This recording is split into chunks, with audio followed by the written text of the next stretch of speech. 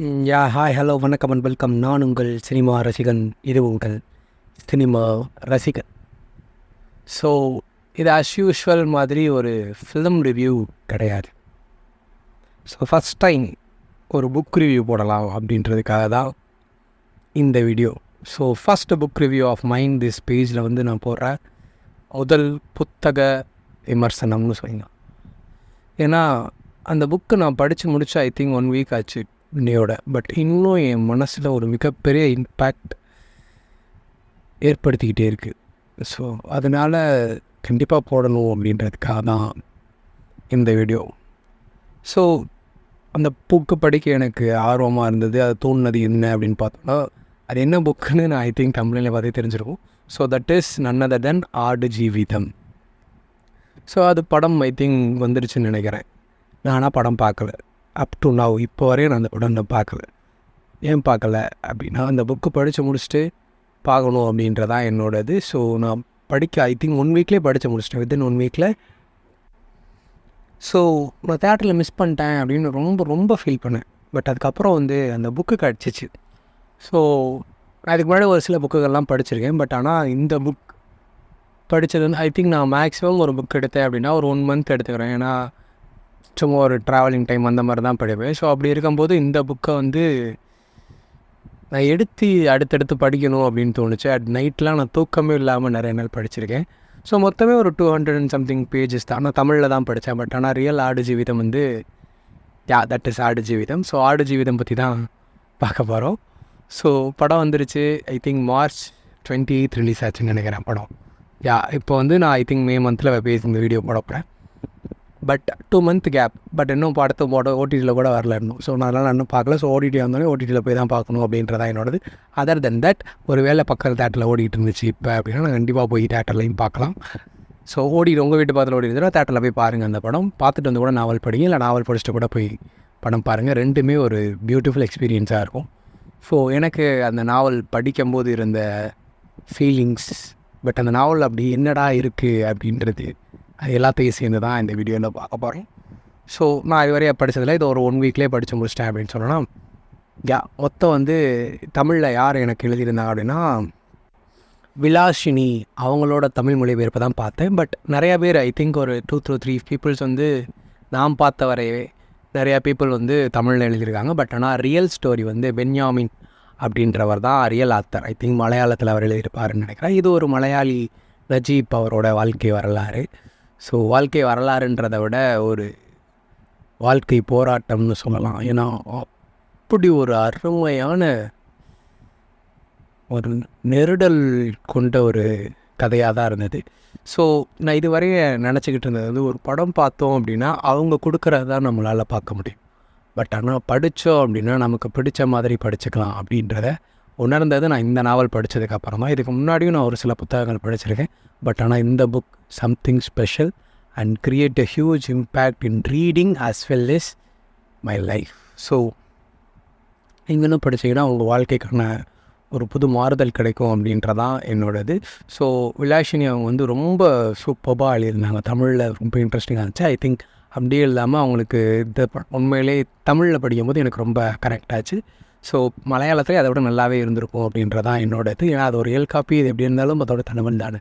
So அதுக்கப்புறம் அந்த படமாக எடுத்திருக்காங்க. ஸோ இது ஐ திங்க் பிக் பாஸில் ஆண்டவர் சஜஸ்ட் பண்ணுவார். ஸோ நான் அப்போ இருந்தே படிக்கணும் அப்படின்னு நான் நினச்சிருந்தேன். பட் ஆனால் அதற்கான நேரம் எனக்கு அமையலை. பட் ஆனால் இப்படி ஒரு நேரம் ஒரு அழகான சமயத்தில் அமைஞ்சு இப்படிப்பட்ட ஒரு நாவலில் படிக்க கிடச்சது என்னோட மிகப்பெரிய பாக்கியமாக நினைக்கிறேன்.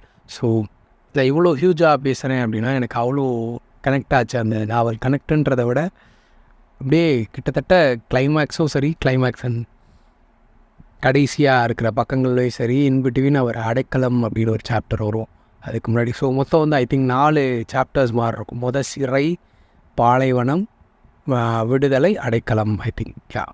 ஸோ இந்த மாதிரி இருக்கும்.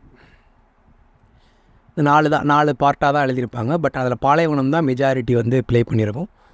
ஸோ அப்படி இருந்துச்சு. பேச முடியல பார்த்தீங்களா, சாரி. ஸோ ரொம்ப நல்லா இருந்துச்சு. அதனால் நாவல் எல்லாமே படிங்க.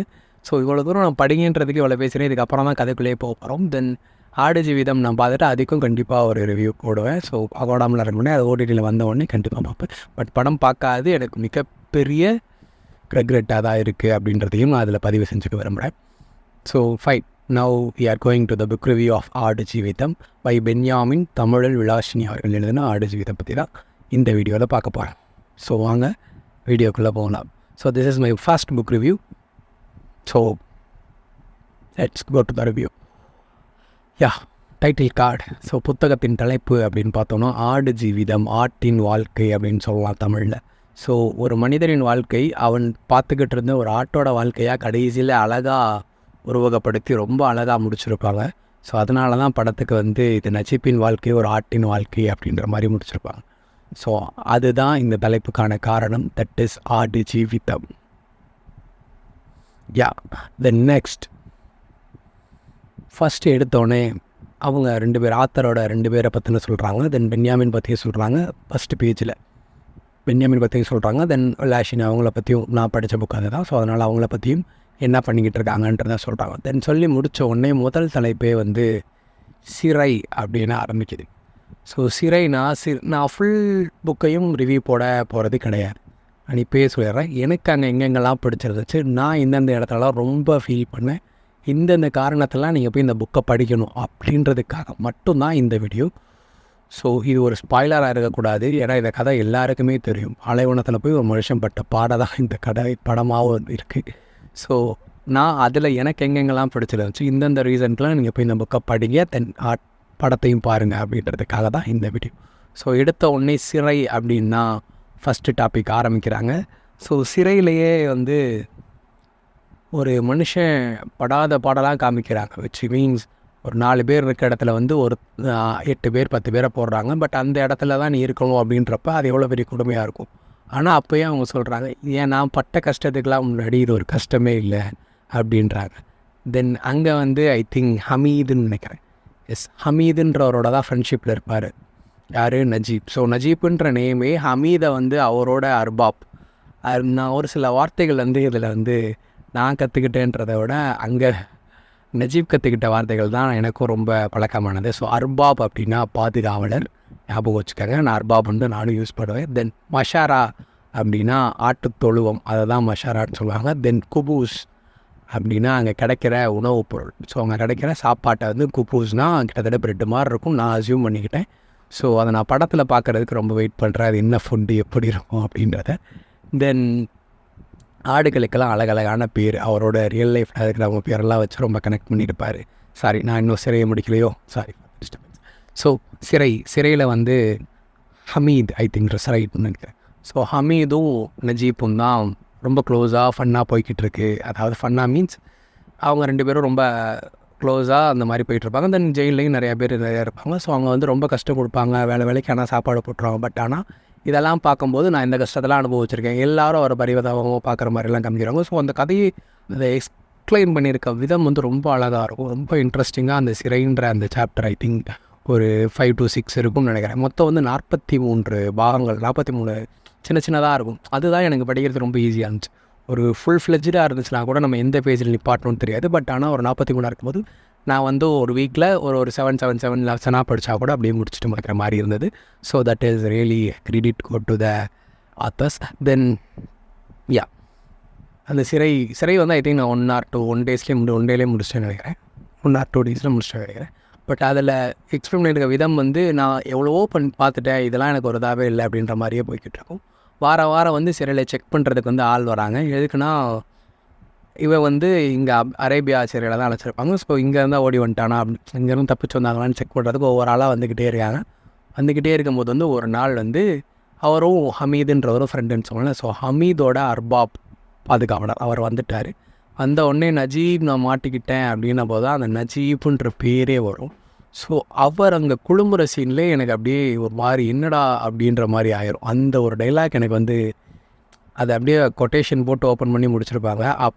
ஒரு மாதிரி ஸ்டக்கானேன். தடவை இந்த புக்கில் நான் வியந்த முதல் பார்ட் வந்து அங்கே தான். வியந்துன்றத விட அந்த வியந்து பார்த்த இடம் அப்படின்னு சொன்னால் அதுதான்.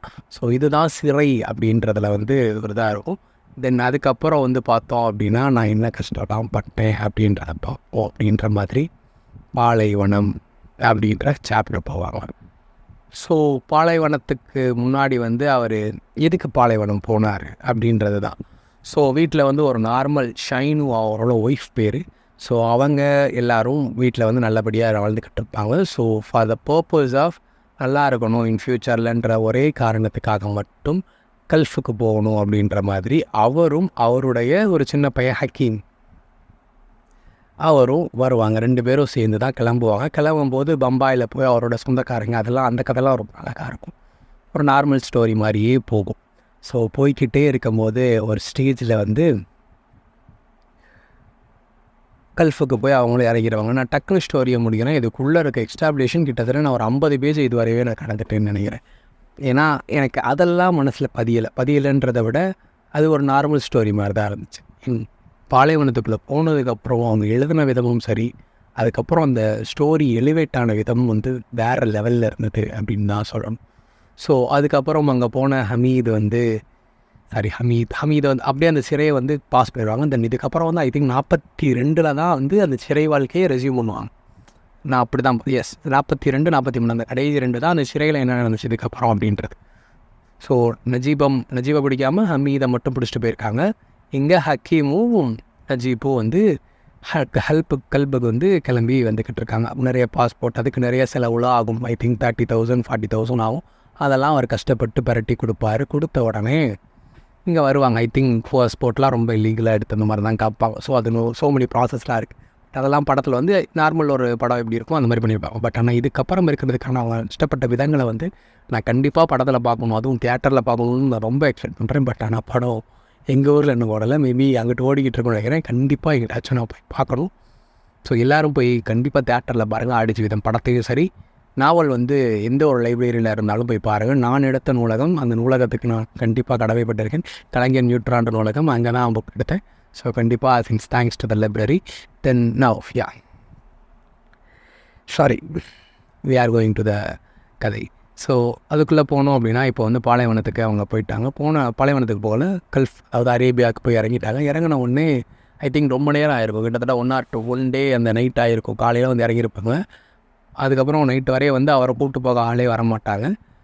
தென் ஃபைனலி ஒருத்தர் வருவார் காரில். வந்துட்டு ரொம்ப நேரம் எல்லா பக்கமும் தேடுவார். பட் ஆனால் எங்கேயுமே யாருமே இருக்க மாட்டாங்க. இவர் நஜீப் என்ன பண்ணியிருப்பார், மும்பையில் ஒருத்தர் ஹெல்ப் பண்ணியிருப்பார் அவரோட ஃப்ரெண்டு. ஸோ அவருக்கு வந்து அவரோட வாட்சை வந்து கொடுத்து வந்திருப்பார். வாட்சும் இருக்காது அவர்கிட்ட. அதுக்கப்புறம் ஒரு சீனில் வந்து ரிவீல் பண்ணுவார், என்கிட்ட வாட்ச் இருந்தனாச்சும் இப்போ என்ன டைம் ஆகுதுன்னு தெரிஞ்சிருக்கும், அது கூட இல்லை அப்படின்னு சொல்கிறதெல்லாம் ரொம்ப இதாக இருக்கும். தென் அங்கே வந்து அங்கே ஒருத்தர் வந்து தேடிக்கிட்டே இருப்பார். கடைசியில் யாருமே கிடைக்கல அப்படின்னும்போது அது எல்லாத்தையும் பார்ப்பார். நீயான்னு கேட்பார், அவனும் இல்லைன்றவங்க. ஸோ போயிட்டே இருப்பார். தென் ஃபைனலி நஜீபையும் ஹக்கீமையும் வந்து சரி வாங்க அப்படின்ற மாதிரி அவரோட ஜீப்பில் வந்து ஏறி கூட்டிகிட்டு போயிடுவார். ஸோ கூட்டின்னு போன உடனே அங்கே இப்போ தான் அந்த ரியல் ஸ்டோரி பிகின்ஸ் அப்படின்னு சொல்லலாம். ஸோ இந்த பிகின்ஸை வந்து நான் அடுத்த வீடியோவில் சொல்கிறேன். ஸோ இப்போ வந்து அவங்க ட்ராவல் பண்ணி அரேபியாவுக்கு வந்து அதில் போய்கிட்டு இருக்காங்கன்ற மாதிரி அசீவ் பண்ணிக்கங்க. ஸோ இது வந்து எபிசோட் 1ன்னு வச்சுக்கலான்னு நான் நினைக்கிறேன். ஸோ எபிசோட் 2 வந்து கண்டினியூ ஆகும். ஸோ பாலைவனத்தில் அவர் படுற கஷ்டங்கள் ரொம்ப ரொம்ப ரொம்ப ரொம்ப கொடுமையாக இருக்கும். ஸோ அதை வந்து எபிசோட் 2ல் பார்க்கலாம். So Aadujeevitham will continues. Book review, Aadujeevitham book review will continue. Thank you.